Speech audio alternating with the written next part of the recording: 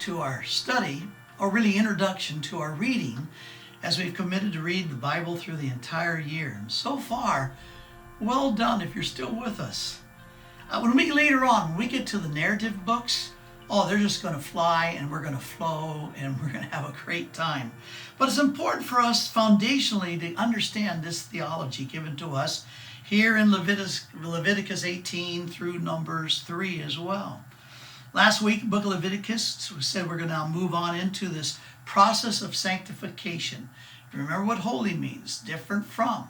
How are we going to reflect a holy God and be his holy people unless there's something different about us, the way we think, the way we respond, the way we live out our lives from the world and the culture that we live in? Well, this week in your reading, this is what I want you to be looking for. In chapter 18, it's going to address on how do we treat each other. It's going to talk about moral relationships between, very practical, male and female. Remember Genesis 1:27, God created them both male and female, and Satan has always attempted to pervert the design of God as he created man in his own image. And so it's going to deal with God's design for male and female and how we treat each other and what is moral and what is not moral. It has been said that the essence of idolatry is the thinking thoughts about God which are unworthy of him. And so he's going to deal with this danger of misthinking about God, and he's going to talk and give a warning about breaking the first of the 10 commandments, about having no other gods before us. But then he's going to move from there to the implications of the last 6 of the commandments. You see, the first 4 of the 10 commandments is about our relationship with God.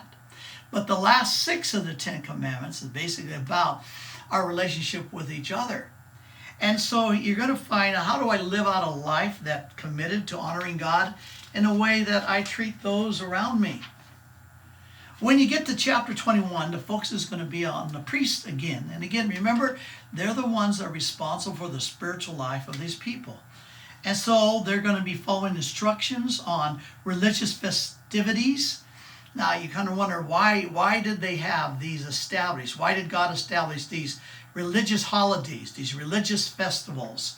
Well, they helped them remember to express their gratefulness to the faithfulness of God to them over all these years. We do have a tendency to forget what God has done for us. So, for example, the weekly Sabbath, that was the first day of the week, Saturday, that caused them to have a constant reminder of God's presence and care for them. We already talked about the Day of Atonement, when once a year things are straightened out between them and God as a nation. Then the Feast of Booths.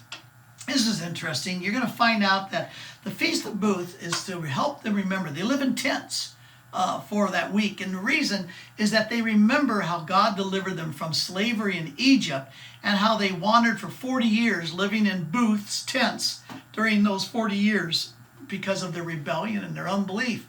So it was to remind them how God has provided for them in the desert. Now then we're going to see that seriousness of the preciousness of life. Back in Genesis chapter 9, remember it says that God, every human being, God created male and female, and they bear the image of God. And the image of God, that capacity to manifest the beauty of our Creator, is so precious to God that if someone destroys it, that someone forfeits their life. Well, you have a restatement here in chapter 24. Is to murder was to destroy one who bears the image of God and forfeits their own life as punishment. Then you're going to be introduced to an interesting thing called the Sabbath year and the year of Jubilee. Now, the Sabbath year is that God in his wisdom would have the people that basically let the land every 7th year, don't work the land, let it replenish itself. And so as the land was replenished every 7th year, that was called, again, the Sabbath year. No farming, no using the land, let the land refurbish itself. But then they had the year of Jubilee, and that would be at the end of the 7 Sabbath year cycles. In other words, after 49 years, the 50th year was set aside as the year of Jubilee. And this is really a remarkable thing, because every 50 years, in the year of Jubilee, all debts were forgiven. If you lost your house, you get your house back. You lost your farm, you get your farm back. If you lost your freedom and you're in prison, you get freed. Every 50 years, everybody had a chance to start all over and do it right. Now this section will come to a conclusion by promising blessing on obedience. God's simply going to say, you obey me, honor me, I will bless you. But he also then talks about the penalties of disobedience and thus manifesting unholiness. The last chapter will be defining what is fair and just different commodities of life. What is fair and what is not fair? Because within every one of us, there's this deep desire for justice. We know some things are right, some things are wrong. And he clarifies and defines that for us.